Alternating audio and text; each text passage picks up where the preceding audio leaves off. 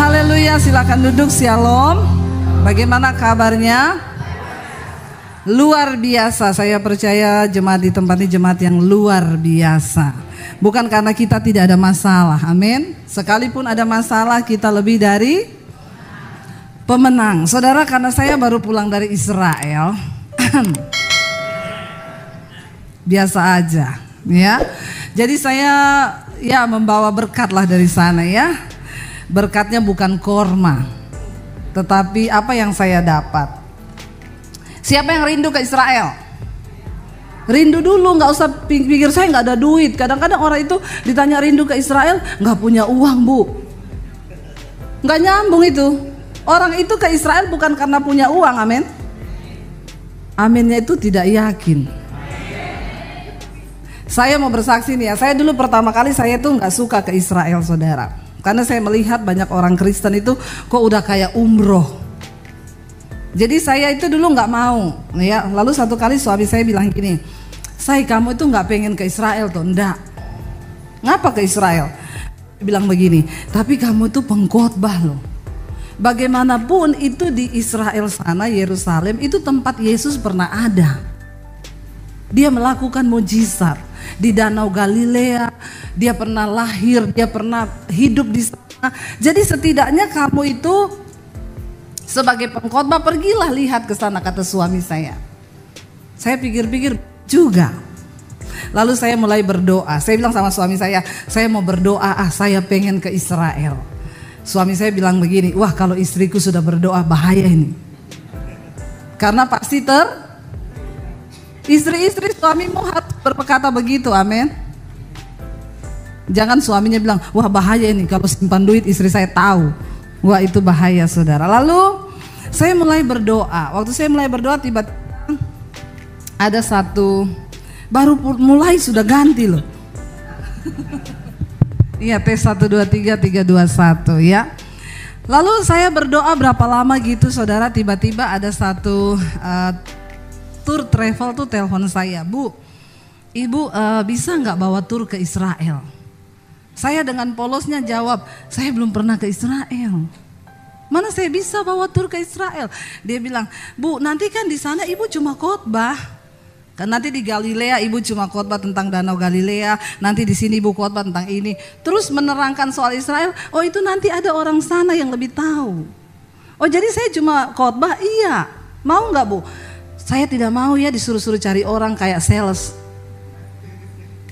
"Enggak, sudah ada orangnya, tinggal berangkat." Haleluya, puji Tuhan 12 kali. Enggak ada yang wow loh. Jadi pertama kali saya berangkat ke Israel, saudara, bukan karena ada duit, malah dapat sangu.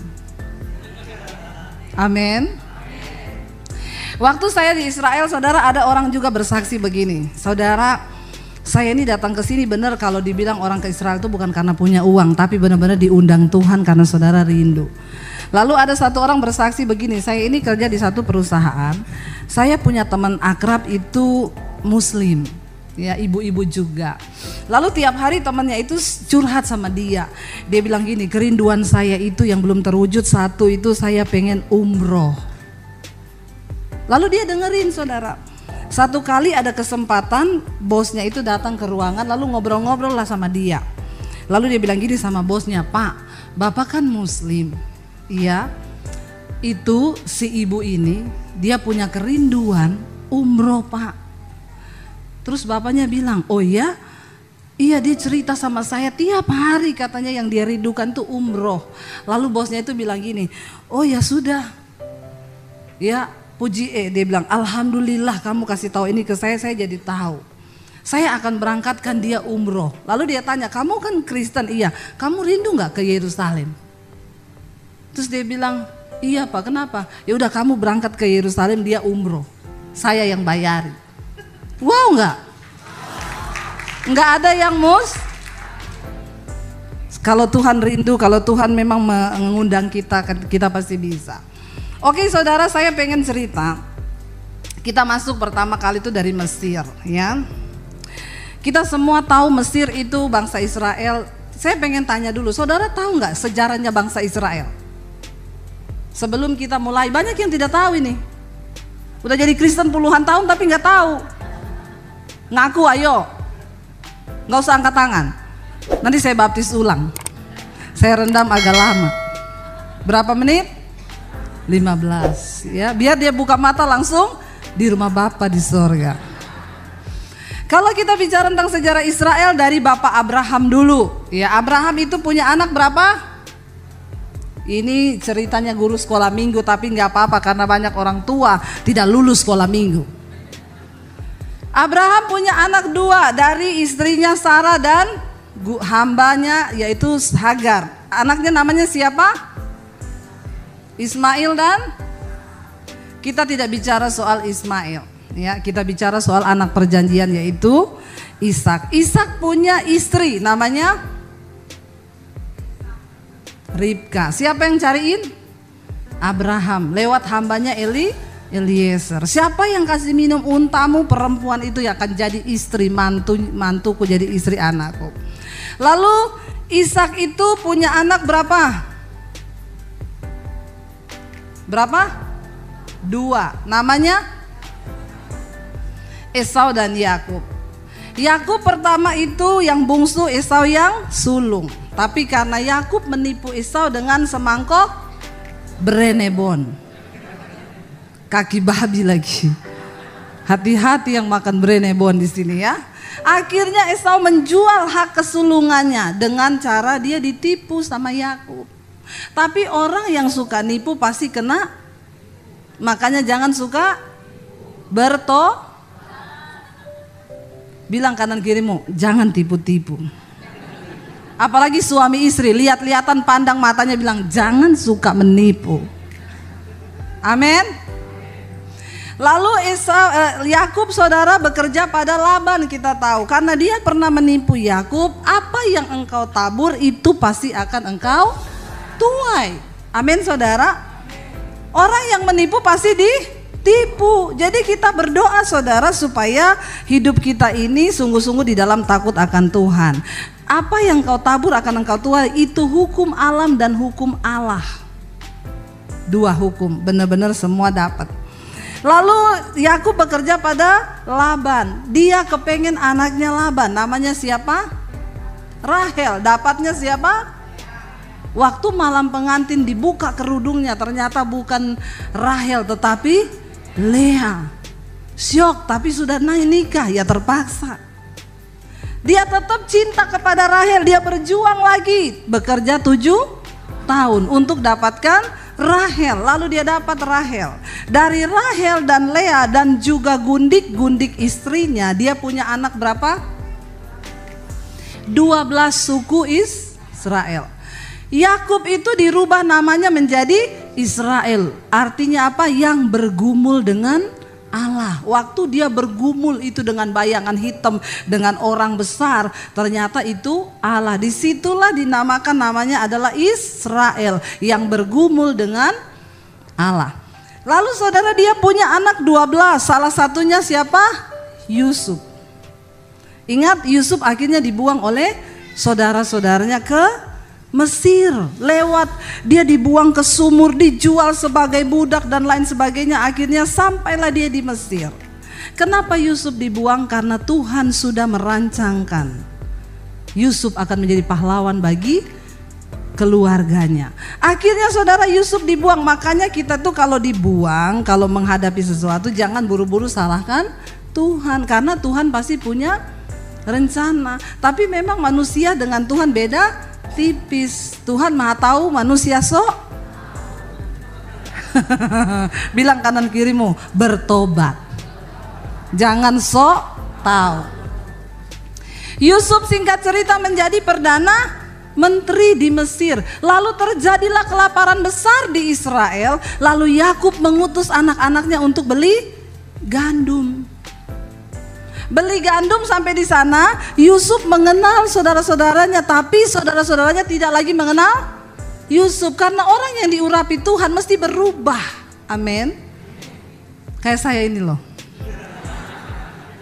Haleluya, tambah gendut maksudnya. Ya, jadi saudara sudah tidak dikenal lagi. Lalu dia bilang, bawa gandum ini, tidak usah bayar. ajak semua keluargamu pindah ke Mesir. Lalu akhirnya mereka tahu ternyata itu Yusuf. Lalu Yakub dan seluruh keturunannya pindah ke Mesir. Jumlahnya 70 sampai 75 orang. Dan semua keluarganya. Di Mesir mereka jadi orang yang diberkati Tuhan. Karena mereka hidup takut akan Tuhan. Diurapi Tuhan. Mereka bekerja rajin. Lalu mereka menjadi bangsa yang besar. Diberkati lebih daripada orang. Makanya saudara lihat itu saya sama seperti ya, orang Jawa itu kalau dikirim ke Kalimantan, Sulawesi, disuruh bekerja jadi perkebunan sawit. Lama-lama itu kalau saudara pergi ke sana, yang jadi tuan-tuan tanah itu orang Jawa loh. Saudara ke Sulawesi yang jualan bakso sampai jualan spray itu semua emas. Beneran?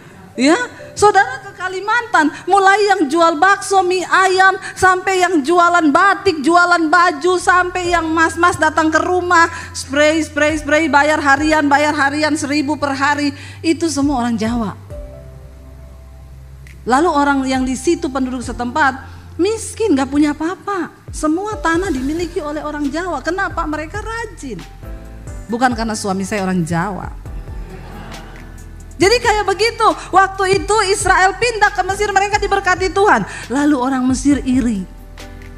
Ini kok orang Israel ini di tanah kita mereka diberkati ya. Mereka bikin undang-undang, akhirnya mereka perbudak orang Israel. Disuruh bangun rumah tidak digaji. Disuruh kerja paksa. Lalu mereka mulai berseru kepada Tuhan. Seenak-enaknya orang hidup kalau jadi budak itu enak gak saudara? Ya, kalau kita nggak jadi budak itu enak, ngantuk tidur tinggal tidur. Tapi coba kalau jadi budak nggak bisa, walaupun ngantuk tetap harus kerja. Akhirnya mereka berseru, Tuhan mengangkat Musa untuk membawa bangsa ini keluar. Perjalanan dari Mesir menuju ke tanah perjanjian ke Israel itu kita kemarin naik bus 8 jam. Tapi waktu itu belum ada bus, jadi mereka harus jalan kaki. Jalan kaki harusnya ditempuh 11 hari. Tapi Tuhan bawa mereka berputar-putar di padang gurun. Saya tuh punya video kemarin, saya ada syuting biar saudara lihat. Yang belum pernah pergi saja, yang sudah pergi boleh tutup mata. Kalau tidak mau melihat. Ya, bisa ditayangkan gak video saya yang di padang gurun. Saudara, itu di padang gurun tuh ndak enak. Saya syuting tuh dari bus, saudara biar lihat ya. Itu lewat di padang gurun, saudara bisa bayangkan mereka 40 tahun di padang gurun. Harusnya cuma 11 hari. Apa yang menjadi masalah bangsa Israel itu sampai berputar 40 tahun? Nanti kita akan belajar sama-sama. Ini Tuhan mau bawa mereka pindah ke dimensi yang baru. Dari tanah perbudakan masuk ke tanah perjanjian, itu dimensi yang baru. Tapi masuk dimensi yang baru itu tidak seindah yang kita pikir. Wah, bicara tentang dimensi baru, mobil baru, rumah baru. Hello, ada proses yang baru. Bisa diputar itu? Kalau tidak bisa ya sudah, kita menghayal saja. Nah, ini padang gurun saudara. Ya, bayangkan saudara berjalan siang hari di sana. Ini padang gurun, tidak ada apa-apa, tandus, begitu luar biasa panasnya itu. Yang belum pernah pergi tolong imani dulu. Ya. Ini saudara, padang gurun itu ya, bangsa Israel berjalan di situ 40 tahun lamanya. Harusnya cuma 11 hari, saya aja naik bus itu bisa bayangkan panasnya. Oke, cukup. Lalu mereka dibawa keluar. Ketika dibawa keluar, coba kita buka Keluaran 14 ya. Keluaran 14. Akhirnya Fir'aun melepaskan mereka setelah melalui banyak perjuangan. Tapi itu Tuhan buat supaya bangsa Israel melihat bahwa mereka punya Tuhan yang hidup. Keluaran 14 mulai ayat yang ke-20 kita baca sama-sama saudara. 23. Ya, kita baca ayat 23. Keluaran 14 ayat 23. Coba kita baca. Ya, mereka sudah keluar tapi tidak begitu saja. Baca ayat 23. 1, 2, 3. Orang Mesir mengejar dan menyusul mereka, segala kuda Fir'aun, keretanya, orangnya yang berkuda sampai ke tengah-tengah laut. Dan pada waktu itu, waktu jaga pagi, Tuhan yang di dalam tiang api dan awan itu memandang kepada tentara orang Mesir itu, lalu dikacaukannya tentara orang Mesir itu. Saudara, maaf saya pengen kita baca dari ayat ini dulu ya, sebelum itu sudah ditenggelamkan Tuhan. Kita lihat bangsa Israel. Ya, engkau ya, tunggu sabar saudara ya. Nah ini ayat yang ke-9 ya. Saya sengaja begini supaya saudara tidak ngantuk. Keluaran 4 ayat 9, 1, 2, 3. Adapun orang Mesir, segala kuda dan kereta Fir'aun, orang-orang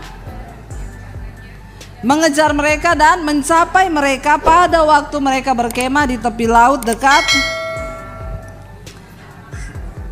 Ketika Fir'aun telah dekat, orang Israel menoleh, maka tampaklah orang Mesir bergerak menyusul mereka. Lalu sangat ketakutanlah orang Israel dan mereka berseru-seru kepada Tuhan. Ayat berikutnya. Dan mereka berkata kepada Musa, apakah karena tidak ada kuburan di Mesir, maka engkau membawa kami untuk mati di padang gurun ini? Apakah yang kau perbuat ini terhadap kami dengan membawa kami keluar dari Mesir? Ayat berikutnya. Bukankah ini yang telah kami katakan kepadamu di Mesir? Janganlah mengganggu kami dan biarlah kami bekerja kepada orang Mesir, sebab lebih baik bagi kami untuk bekerja pada orang Mesir daripada mati di padang gurun. Ini bangsa Israel memang mentalnya sudah mental budak, karena sudah terlalu nyaman hidup di dalam perbudakan. Ketika mereka melihat tantangan Musa membawa mereka, lalu bangsa Israel mengejar mereka dengan selengkap tentara berkuda, mereka marah kepada Musa. Musa, ini gara-gara kamu loh. Kita gak minta kamu bawa kita keluar dari Mesir kan? Ini gara-gara kamu. Emang gara-gara di Mesir sudah tidak ada kuburan, makanya kamu bawa kami ke padang gurun ini supaya kita dimakamkan rame-rame di sini. Saudara, bangsa Israel mentalnya mereka bilang apa? Karena kita kan udah bilang sama kamu Musa waktu di Mesir, jangan kamu ganggu kami. Mending kami tetap kerja jadi budak daripada engkau bawa kami ke padang gurun ini. Mereka gak siap untuk pindah ke dimensi yang baru yang Tuhan siapkan. Saudara, sebagai orang Kristen, jangan mimpi engkau bisa melihat janji dan berkat Tuhan kalau mentalmu tidak dirubah dulu sama Tuhan. Bagi Tuhan membawa bangsa Israel keluar dari Mesir sampai ke tanah perjanjian cuma butuh waktu 11 hari. Mengeluarkan mereka dari Mesir, tapi mengeluarkan Mesir dari otak dan mental mereka butuh waktu 40 tahun. Amin. Tuhan sedang berbicara kepada kita malam hari ini. Mari kita punya mental yang merdeka, saudara. Mari jangan main-main lagi dengan Tuhan. Kita waktu-waktu ini singkat. Mari hidup di dalam kebenaran. Mari kita buang semua perbudakan-perbudakan yang masih mengikat kita, apapun itu buang, dan kita mau belajar hidup dalam kebenaran. Kenapa? Untuk bisa masuk dalam dimensinya Tuhan, mental kita harus baru sesuai firman Tuhan. Tapi orang Kristen sekarang suka bikin ayat sendiri. Amin. Saya tuh melihat banyak orang Kristen hidupnya tidak berbahagia. Kenapa? Tidak mau menuruti firman Tuhan. Saudara bisa bayangkan ada satu bapak telepon saya gini, Bu, saya itu sama istri saya sudah tidak berbahagia berapa tahun terakhir ini. Kenapa Pak? Istri saya tidak melayani saya lagi. Dalam hal apa? Dalam segala hal. Lalu saya itu berdoa sama Tuhan, Bu, Tuhan mau dibawa kemana rumah tangga ini? Tuhan itu baik, Bu, Tuhan kirim wanita lain. Astagfirullah, subhanallah. Saudara ya, saya bilang siapa yang kirim Pak? Tuhan kirim. Kenapa Bapak bisa bilang Tuhan yang kirim? Karena kan saya lagi dalam pergumulan. Istri saya tidak ngurusi saya. Ini wanita mengurusi saya, Bu. Dan dia satu nasib dengan saya. Dia dicuekin suaminya, saya dicuekin istri saya. Dan kami sehati, serasa, sejiwa, seroh. Saya bilang sama-sama masuk neraka. Ngeri loh. Bisa ngomong Tuhan yang kirim loh. Ini kan bikin ayat sendiri, saudara. Hello. Saya bilang, Bapak, kalau Bapak dekat sama saya baptis ulang Bapak. Saya rendam agak berapa menit? Pinter. Biar dia buka mata langsung di rumah Bapak di sorga. Lebih baik tubuhnya binasa tapi jiwanya selamat. Ada orang Tuhan kirim perempuan lain. Bapak-bapak di sini bertobat. Amin, Bapak-bapak. Aminnya itu ikhlas. Ya, dia bilang soalnya kan istri saya marah-marahin saya. Ini sabar bu, orangnya halus, hormat sama saya. Saya bilang itu masih iklan, masa promosi. Nanti kalau masa promosinya udah hilang, lebih galak dari istrimu. Bertobat ya bapak-bapak ya. Jangan bikin ayat sendiri. Mari kita rubah paradigma kita sesuai dengan kebenaran firman Tuhan, supaya kita bisa menikmati janji Tuhan. Tapi orang Kristen zaman now, saya itu saudara sekarang udah malas kalau layani orang-orang Kristen tuh konseling ya. Saudara bisa bayangkan itu dari YouTube itu saya melayani orang-orang itu saudara. Ya satu khotbah yang komen 200, yang nonton 100.000. Itu kalau yang konseling ya seperberapa saja. Saudara bisa bayangkan itu ratusan tiap hari masuk di HP saya. Sampai HP saya error, bunyi-bunyi sendiri, ting ting ting ting ting ting ting ting ting, nggak ada apa-apa loh. Untung saya tidak error. Jadi tolong sabar, kalau yang SMS belum dibalas sabar, semua ada waktunya. Saya tuh balas-balas SMS kalau malam mau tidur saudara. Saya balas SMS di situ. Jadi kadang kalau mau tidur malam suami saya diem, saya lagi balas SMS. Ya, dia manggil saya tidak jawab saudara. Satu kali dia SMS saya, dia WA, Ibu Debbie saya mau konseling. Saya baca dari suami saya. Saya tanya mau konseling apa pak? Istri saya mencuekin saya pak. Dia bilang istri saya mencuekin saya bu, gimana caranya? Saya bilang dibujuk pakai duit pak. Ya, jadi tolong sabar saudara. Itu yang saya balas ratusan orang setiap hari. Tapi saya itu senang kalau dapat orang yang konseling, ibu saya mau mengejar perkenanan Tuhan, ibu saya mau berkenan, itu enak balasnya. Tapi kalau dapat yang Kristen yang sudah bongkotan, berakar dan masih hidup kayak bangsa Israel, aduh itu merubah mentalnya itu udah gak bisa. Ibu saya minta bercerai saja, saya sudah tidak tahan bu. Coba kalau ibu jadi saya, gak mau saya. Dia balas begitu saudara. Coba kalau ibu jadi saya, gak mau lah, saya bukan kamu. Kamu yang nikah-nikah sendiri. Ada lagi Ibu Debbie, tolong ya, suami saya pemabok, penjudi, tukang pukul, komplit banget suaminya bu. Dapatnya di mana dulu? Udah gitu dia tidak mau bertobat, saya minta ibu doakan suami saya. Saya bilang itu suamimu bukan suami saya. Jangan suruh saya berdoa buat suami saudara, amin. Enak aja lu, yang kawin siapa, yang doakan siapa? Ini orang Kristen yang salah jalan ini. Saya bilang suami saya aja jarang saya doakan. Karena dia sudah bisa berdoa sendiri. Jangan suruh pendeta berdoa buat suamimu. Tidak ada doa yang lebih mujarab bagi seorang suami selain doa amin ibu-ibu. Jadi berhentilah suruh pendeta berdoa buat suamimu, amin. Berdoa bagi suamimu sendiri. Lalu bangsa Israel itu saudara marah sama Musa. Mereka mengelut, kenapa kamu bawa kami keluar? Kami lebih senang di sana, makan enak walaupun kami budak. Banyak orang Kristen hidup begini, yang penting aman aja, udah. Saudara, Tuhan mau bawa kita ke level yang lebih tinggi. Tapi tinggalkan mental-mental budak yang tidak berkenan pada Tuhan. Lalu akhirnya dikatakan di sana apa, kita baca selanjutnya saudara. Tuhan bikin mujizat kan. Saudara, kalau kita itu ke Israel sana yang saya bilang kemarin, kita melalui padang gurun. Setelah lewat padang gurun itu, kita akan melewati yang namanya terowongan itu, terusan Suez. Itu jaraknya cuma 2 kilo, tapi kita masuk di bawah laut. Itu terusan yang menghubungkan 2 benua. Cuma lewat beberapa menit sudah tembus di benua sebelah. Disitulah diperkirakan dulu Musa membelah laut. Karena cuma 2 kilometer. Nggak mungkin kalau laut samudra yang besar itu dibelah saudara. Ya, jadi di sana, kita baru tahu, di sini cuma 2 kilo kita lewat masuk ke dalam laut, sudah tembus ke sebelah. Kalau di situ dibelah masuk akal karena cuma 2 kilo. Sudah nyebrang kita. Lalu mereka akhirnya kita tahu ceritanya ketika Musa menyeberang, lalu bangsa Israel itu menyeberang, lalu orang Mesir masuk, kita tahu Tuhan mengacaukan, lalu akhirnya airnya tertutup, bangsa Israel lolos, lalu bangsa Mesir tenggelam.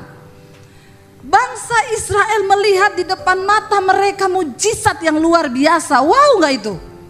wow banget, wow itu laut terbelah. Itu tuh bukan hal yang biasa saudara, amin. Tapi ketika setelah itu mereka sudah bersorak, wah ajaib Tuhan, dahsyat, harusnya cukup kan?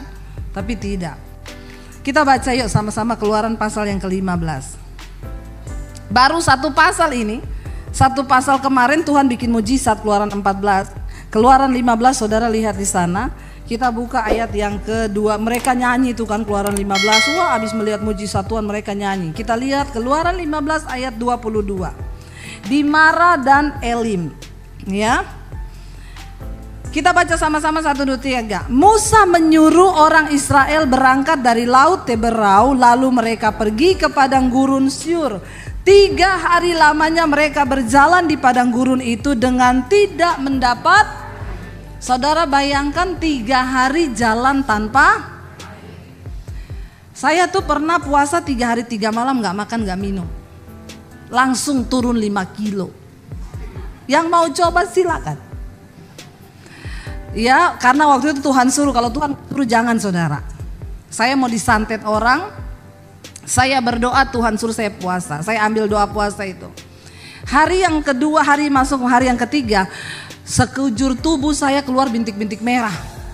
Saya takut, lalu dibawa sama teman saya ke dokter. Dokter bilang, kenapa bisa terjadi begini? Saya bilang saya puasa dok, ini masuk hari ketiga, gak makan gak minum. Iya, gila dia bilang. Orang gak minum 3 hari mati loh. Karena tubuh manusia itu 80% air. Saya bilang tapi saya gak apa-apa, saya masih naik motor loh saudara. Hari ketiga itu saya masih naik motor. Tidak apa-apa, tidak pusing, tidak apa. Tapi keluar semua bintik merah. Dokter bilang ini racun yang keluar di permukaan kulit. Bagus itu, toksin. Ada yang mau toksin? Coba. Dan langsung turun 5 kilo. Waktu itu saya mau disantet orang. Saudara tahu akhirnya orang yang disantet itu kerasukan. Dia menyantet saya, dia yang kerasukan. Tuhan kita Tuhan yang dahsyat. Saudara bisa bayangkan ini bangsa Israel bukan puasa tapi terpaksa 3 hari jalan di padang gurun kayak yang saya kasih lihat tadi itu, dan tidak minum. Marah gak mereka? Apa ayat yang berikutnya bilang? Yuk. Sampailah mereka ke Mara, ayat 23. Sampailah mereka ke Mara, tetapi mereka tidak mendapat minum air yang di Mara itu karena pahit rasanya. Itulah sebabnya dinamai tempat orang di tempat itu Mara. Mereka menemukan satu sumber air, ada sumur di sana. Bisa ditunjukin fotonya? Saya foto di situ saudara. Jangan gagal fokus. Ini sumurnya di Mara. Diameternya itu ya sekitar 2 meter ya luasnya. Dan saya melihat ke dalam masih ada air di sana. Saudara, saya yakin sebenarnya waktu saya berdiri di situ saya lagi bertanya sama Tuhan, wah ini siapa? Itu sudah cukup. Nanti orang gagal fokus. Waktu saya berdiri di situ saya melihat ke dalam itu saudara. Saya bertanya, Tuhan kenapa air di sini ini pahit? Tidak ada di Alkitab sih, tapi saya dapat hikmat Tuhan. Ini saya tidak bikin-bikin dan saudara jangan juga terlalu ini nanti saya dibilang sesat atau apa. Ketika saya berdiri di situ saya merenung, saya dapat sesuatu dari Tuhan di hati gini. Sebenarnya air itu enggak pahit, tapi Tuhan bikin pahit. Karena Tuhan mau menunjukkan sesuatu kepada bangsa Israel. Enggak mungkin lah orang gali sumur pahit kecuali ada pabrik konveksi di situ, tekstil. Kita tahu di situ tidak ada pabrik, amin.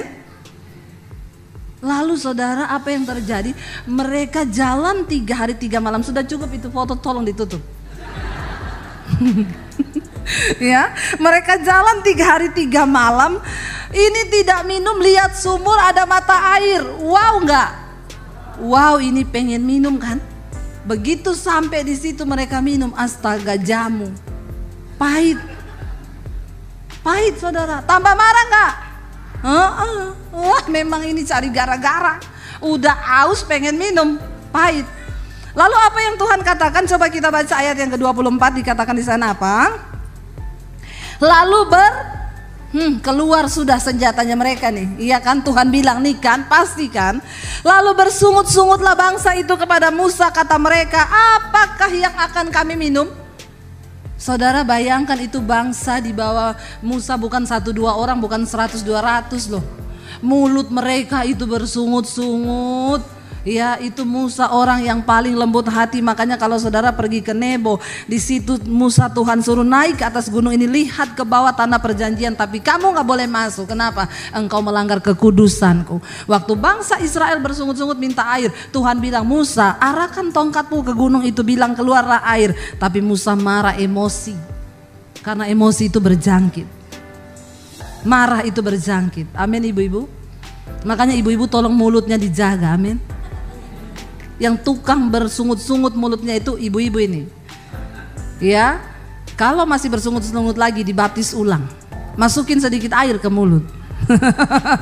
Biar tidak bersungut-sungut saudara ya. Lalu mereka bersungut-sungut kepada Musa. Coba lihat ayat yang berikutnya. Akhirnya Musa berseru-seru kepada siapa? Di depan bangsa itu kan ini.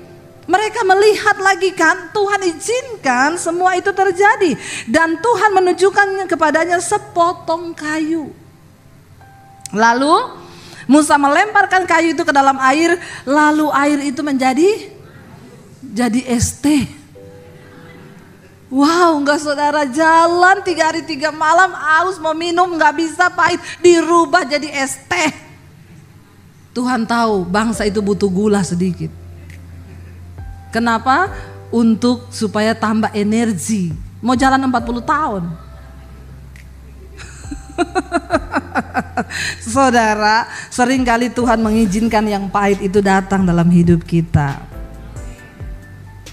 Jangan cuma suka yang kebanyakan manis jadi tuh pinter semua. Jangan jadi diabetes. Sering kali Tuhan izinkan yang pahit dalam hidup kita. Kenapa saudara? Coba kita buka Yesaya. Yesaya pasal 38 ayat yang ke-17. Apa yang dikatakan Nabi Yesaya tentang sesuatu yang pahit? Baca sama-sama. Sesungguhnya penderitaan yang pahit menjadi keselamatan bagiku. Engkaulah yang mencegah jiwaku dari lubang kebinasaan. Sebab engkau telah melemparkan segala dosaku jauh dari hadapanmu. Yang pahit itu bisa menyelamatkan jiwa. Kalau hari ini engkau sedang menghadapi yang pahit-pahit di hidupmu, jangan buru-buru salahkan orang. Jangan buru-buru salahkan suamimu. Jangan buru-buru salahkan anakmu. Jangan buru-buru salahkan Tuhan. Tapi tanya, Tuhan apa maksudmu dari yang pahit ini? Kenapa Tuhan sanggup mengubahnya menjadi manis? Amin. Suamimu sanggup dirubah Tuhan. Saya kemarin pelayaran di Surabaya. Ada ibu-ibu datang, Ibu Debbie, saya selalu nonton khotbah-khotbah ibu. Puji Tuhan saya dapat kekuatan. Ibu tahu benar bu, 10 tahun saya bergumul buat suami saya. 10 tahun saudara, ya, orang cicil mobil sudah 2 kali lunas itu. Dia bergumul untuk suaminya. Tapi ibu-ibu zaman now banyak yang nggak mau bu, enak aja. Ya, buat apa saya bergumul buat dia? Jahat suami saya. Kalau bukan engkau yang bergumul untuk suamimu, siapa yang bergumul buat dia? Amin ibu-ibu. Tolong ubah cara pandangmu. Tuhan seringkali mengubah sesuatu menjadi pahit supaya imanmu dilatih. Kenapa orang kalau sudah terbiasa pahit, rasain manis dikit udah bersyukur, puji Tuhan, haleluya 12 kali. Tapi orang kalau udah terbiasa manis terus ya, yang manis pun dia bilang bertobat. Amin. Lu saya terbiasa minum teh tawar. Begitu minum teh yang dikasih gula 1 sendok aja udah kemanisan buat saya. Apalagi kalau saya minum sambil melihat cermin. Masalah buat lo. Biasa aja kali Pak. Jangan muntah di sini nanti pelepasan lo. Iya. Bener gak saudara? Orang itu kalau sudah terbiasa yang pahit, engkau menikmati sedikit saja di dalam hidupmu, engkau bisa bersyukur. Tapi orang itu kalau manis terus sedikit aja pahit udah bersungut-sungut dia. Makanya orang-orang tuh bilang, Bu lihat ibu sekarang luar biasa. Jangan bilang yang sekarang, lihat yang pahit dulu. Orang itu saudara cuma lihat ketika kita biasa sudah menikmati berkat. Tapi waktu kita mengalami yang pahit kan gak ada yang tahu. Saya berdoa biar Tuhan mengizinkan yang pahit-pahit itu terjadi. Bilang amin dong. Aminnya kok sambil dendam gitu. Biasa aja ya. Bener gak saudara? Supaya kita bisa mengalami sesuatu yang manis. Kemarin saya di Surabaya ketemu satu orang ibu. Dia bilang, ibu saya ini menikah bu sama suami saya. Terus saya waktu menikah timbangan saya 100 kilo.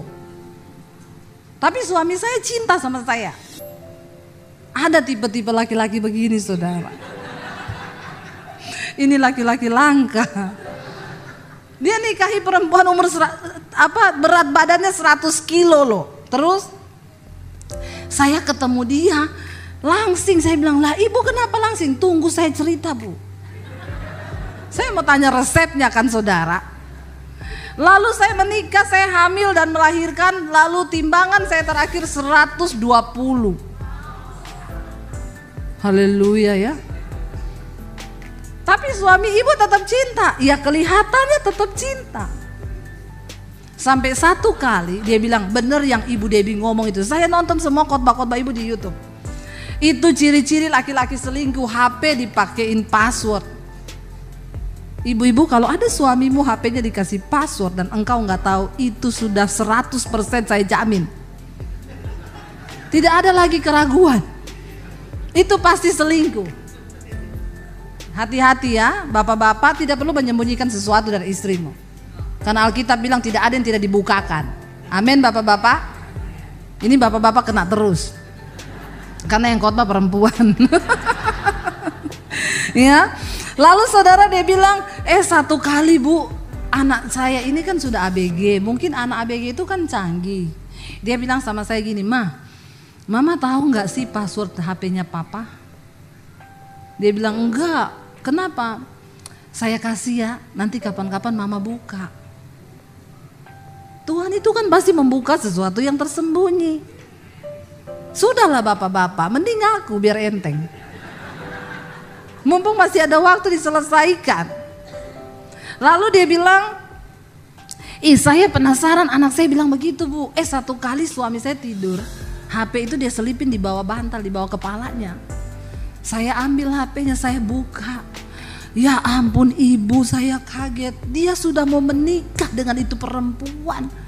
Sudah urus sampai ke minta surat-surat, ambil form untuk pernikahan. Dia sudah beliin rumah itu perempuan bu. Saya marah bu.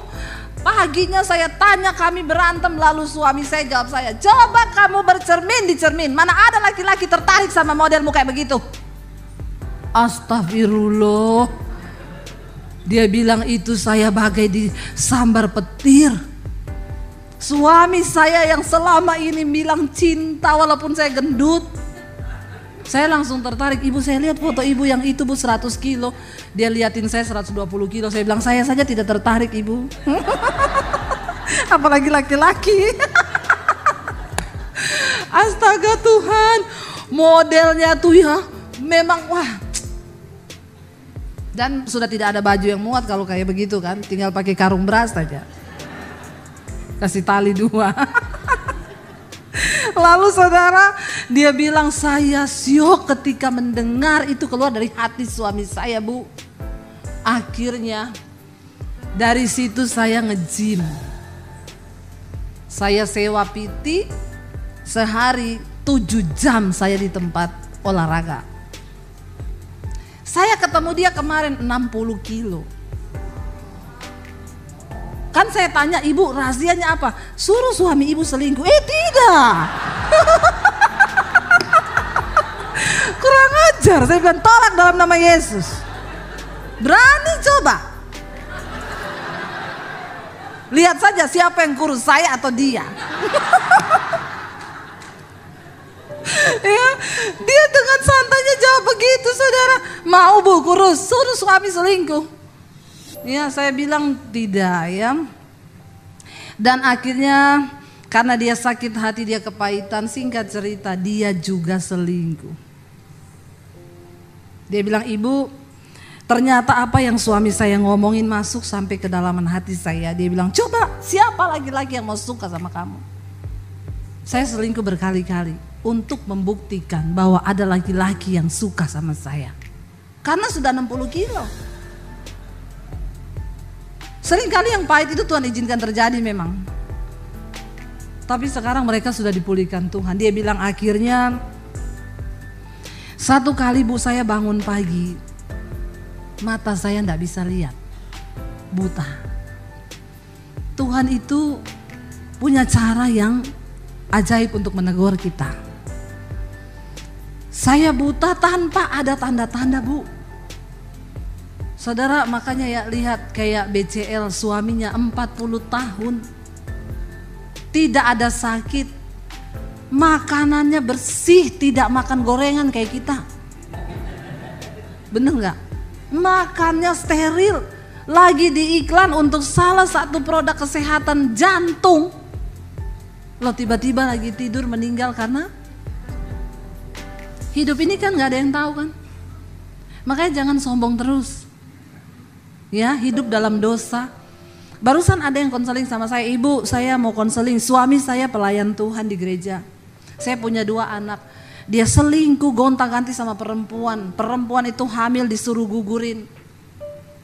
Saya stres Bu, saya bilang sama dia, kamu itu pelayan Tuhan, kamu gak takut? Enggak, saya dikeluarin dari gereja juga siap. Dia tanya, apa yang harus saya doakan buat dia Ibu? Doa begini Bu, saya tulis dengan huruf besar, Tuhan hajar suami saya. Loh memang benar, kita udah gak ada cara lain kan. Hajar suamiku Tuhan supaya dia bertobat. Entah bagaimanapun caranya. Ada orang yang nanti sudah di ranjang ICU baru bertobat, ada. Ada saudara, model begitu tuh ada. Ya, kalau sudah di ICU baru tobat. Makanya Tuhan harus izinkan di ranjang ICU, habis itu lewat tapi sempat bertobat. Masih bagus ya begitu. Itu berarti masih punya hati rindu bertobat. Kalau yang tidak tuh lagi naik motor, lagi naik mobil, kecelakaan, mati di tempat tuh, nggak ada waktu bertobat. Makanya kalau hari ini saya berbicara depan saudara, jangan bilang saudara tidak pernah diingatkan Tuhan. Ya, ketika Lazarus itu ada di pangkuan Abraham, orang kaya itu ada di neraka. Dia bilang sama Bapak Abraham kan, Bapak Abraham izinkan aku pulang ke keluargaku, aku mau ingetin mereka supaya mereka hidup dalam pertobatan, supaya mereka tidak masuk neraka seperti saya. Abraham bilang apa? Kepada mereka sudah dikirim nabi-nabi hamba-hambaku untuk mengingatkan mereka supaya bertobat. Bapak Abraham bilang sudah ada Debbie Basir yang mengingatkan mereka. Kalau yang hidup saja yang masih ada di dunia mereka tidak dengar, apalagi kau yang dari dunia orang mati. Dipikir setan. Amin. Jadi hari ini kalau engkau mendengarkan suaranya, jangan keraskan hatimu. Amin saudara. Ayo kita bertobat. Dia bilang saya bangun pagi buta Bu. Lalu kakak saya menegur saya, dia bilang kamu itu gak bertobat. Kamu tahu gak Tuhan itu mengasihi kamu, bertobat. Lalu dia bilang saya berdoa Bu, Tuhan saya mau bertobat. Saya nangis di hadapan Tuhan.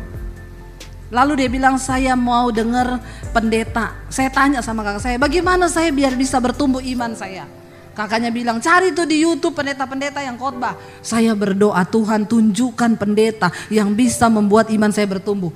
Pertama kali yang saya dengar itu ibu. Ini bukan promosi. Tidak. Tapi yang belum subscribe tolong subscribe.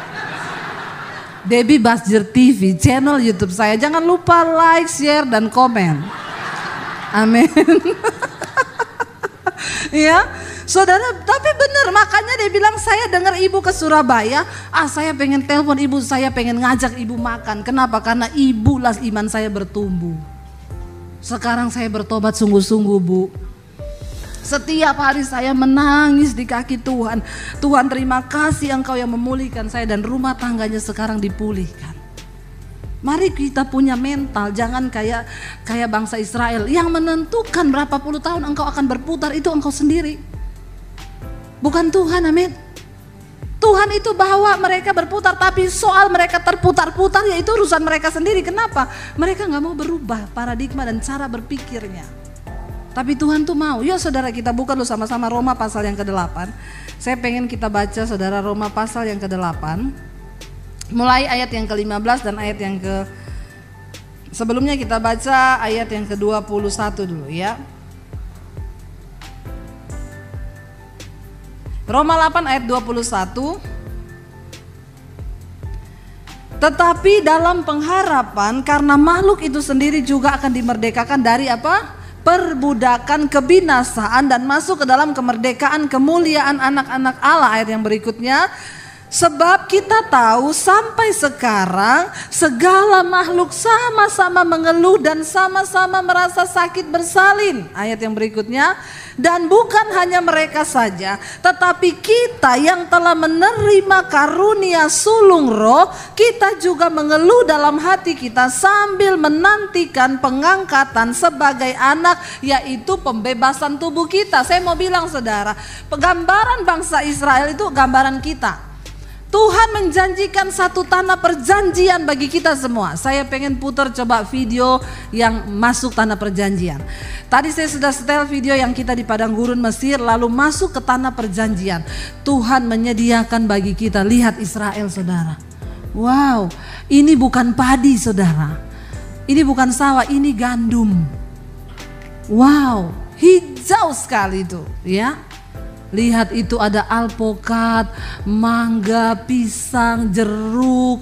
Ini Israel.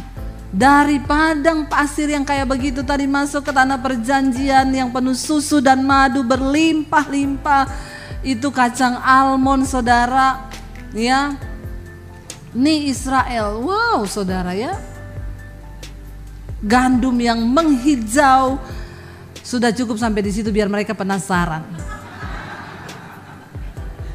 Biar mereka rindu pergi ke sana. Saudara, saya foto ada kembang kayak sakura. Saya foto di situ, saya bilang, fotoin dong sakura ya. Tour guide-nya bilang, bukan ibu, itu kacang almond. Ternyata itu kacang almond. Nggak usah ketawain saya, saudara juga belum pernah lihat kan? Saya kasih tahu supaya saudara tahu. Nggak usah mengejek saya. Emang saudara juga udah tahu tuh pohonnya kacang almond, saya aja baru kaget. Itu bunga semua kayak sakura. Saya bilang, ini sakura ya? Dia bilang, hello, Abu nih sakura di Jepang. Oh, persis ini buah almond. Dia bilang kacang almond. Itu berbuah subur saudara. Israel itu tanah yang diberkati. Bagaimana saudara nggak kepengen sih yang dari gurun tadi begitu masuk ke negeri yang begitu, mau nggak? Tapi harus dirubah mentalnya. Tapi kami menderita sekarang Bu, penuh dengan pergumulan, kepahitan. Tidak apa-apa, ayat tadi bilang kita akan dibebaskan dari perbudakan. Dan tidak tahukah saudara bahwa sampai saat ini segala makhluk itu mengeluh oleh karena beratnya tekanan untuk mencapai kekekalan yang Tuhan sediakan. Sekarang hidup kita di dunia ini gambaran Israel rohani yang sedang berjalan menuju ke tanah perjanjian yang sesungguhnya. Yaitu apa? Pembebasan tubuh kita. Selama kita masih hidup di dalam daging, maka kita pasti akan menderita. Amin. Jangan berpikir tidak menderita. Namanya daging masih menderita. Makanya Rasul Paulus berkata, aku benci kepada tubuh celakaku ini. Karena selama aku diam dalam tubuh ini, aku jauh dari Tuhan. Sekarang saudara lihat apa yang terjadi dengan China. Kita semua tahu China itu negara yang berkembang maju luar biasa. China memberikan hutang kepada bangsa-bangsa. Bangsa Arab, minyak itu semua utang dari China. Saudara tahu Amerika aja utang dari China. Kenapa saudara? Karena yang menciptakan dunia ini nomor satu Tuhan. Selebihnya made in China. Benar gak? Luar biasa loh China. Dia menempati urutan nomor 2 setelah Tuhan. Lo amin atau amin? Diakui atau tidak? Semua ciptaan Tuhan selanjutnya made in China. Tiba-tiba kena virus begitu. Dan semua kelabakan. Ya, orang mati begitu saja. Dengan kecanggihan apa mereka mau menangkalnya? Dalam waktu sekejap perekonomian hancur. Orang punya uang tapi nggak bisa beli apa-apa. Saya berdoa saudara, Tuhan lawat China, biar hari-hari ini mereka berseru kepada Tuhan yang benar. Amin. Ini waktunya China cari Tuhan. Ini waktunya mereka mencari Tuhan. Yang terakhir kita baca ayat saudara. Lanjut ayat yang ke-24 tadi. Ya, dari Roma pasal 8 ayat 24. Sebab apa? Kita diselamatkan dalam pengharapan, tetapi pengharapan yang dilihat bukan pengharapan lagi. Sebab bagaimana orang masih mengharapkan apa yang dilihatnya, ayat yang terakhir. Tetapi jika kita mengharapkan apa yang tidak kita lihat, kita menantikannya dengan tekun. Amin saudara. Kita sedang menanti. Bangsa Israel belum melihat tanah perjanjian, makanya mulutnya gini. Waktu masuk lihat negeri yang penuh susu dan madu itu. Tanah yang itu tanahnya sama loh saudara. Kalau nggak ditanami sama, tapi kenapa bisa begitu? Ya itu namanya tanah perjanjian. Itu namanya orang pilihan Tuhan. Jangan takut toko saya itu bu begini-begini, itu dikirimin orang, dilempari kotoran. Doa. Tapi engkau jangan berdoa, Tuhan aku balikan kotoran ini ke orangnya. Jangan. Makanya saudara tidak pernah diberkati. Ya, lepaskan berkat. Aku memberkati orang yang melemparnya, Tuhan berkati supaya dia bertobat. Amin.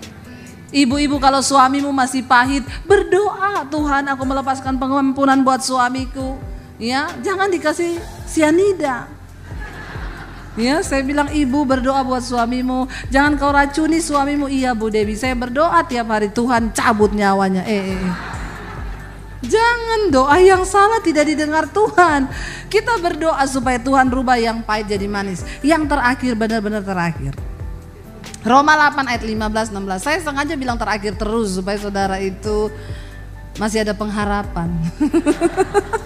Oh terakhir gitu ya. Yuk baca sama-sama, ini benar-benar terakhir. 1, 2, 3. Sebab kamu tidak menerima roh perbudakan yang membuat kamu menjadi takut lagi, tetapi kamu telah menerima roh yang menjadikan kamu anak Allah. Oleh roh itu kita berseru, ya Aba, ya Bapa. Ayat 16. Roh itu bersaksi bersama-sama dengan roh kita bahwa kita adalah, dan jika kita, ayat 17, dan jika kita adalah anak, maka kita juga adalah ahli waris. Maksudnya orang-orang yang berhak menerima janji-janji Allah, yang akan menerimanya bersama-sama dengan Kristus, yaitu jika kita menderita bersama-sama dengan, supaya kita juga tidak ada jalan pintas menuju tanah perjanjian. Kita akan menerima segala sesuatu itu. Di sana dikatakan kita akan dimuliakan bersama-sama dengan Kristus, yaitu jika kita mau menderita bersama-sama dengan Dia. Saudara, saya undang imam musik. Ada orang yang bilang gini, Bu, ipar saya itu Bu, saya ini sudah berusaha berbuat baik, tapi ipar saya dan mertua saya itu bikin saya gondok. Saya bilang puji Tuhan, haleluya. Maksudnya Bu, berarti ibu sedang dilatih, ibu lagi sedang sungguh-sungguh beribadah. Tapi sampai kapan ipar dan mertua saya akan seperti itu? Sampai ibu sudah tidak merasakan sakit lagi. Walaupun iparmu jahat, mertuamu jahat, engkau sudah merasakan manis, itu sudah selesai. Saudara, jangan menuntut keadaan berubah untuk engkau, tapi berubahlah untuk keadaan. Amin. Itu mental yang benar. Dan kalau engkau sudah menghidup itu, maka Tuhan akan memberikan janji-janjinya dalam hidup kita.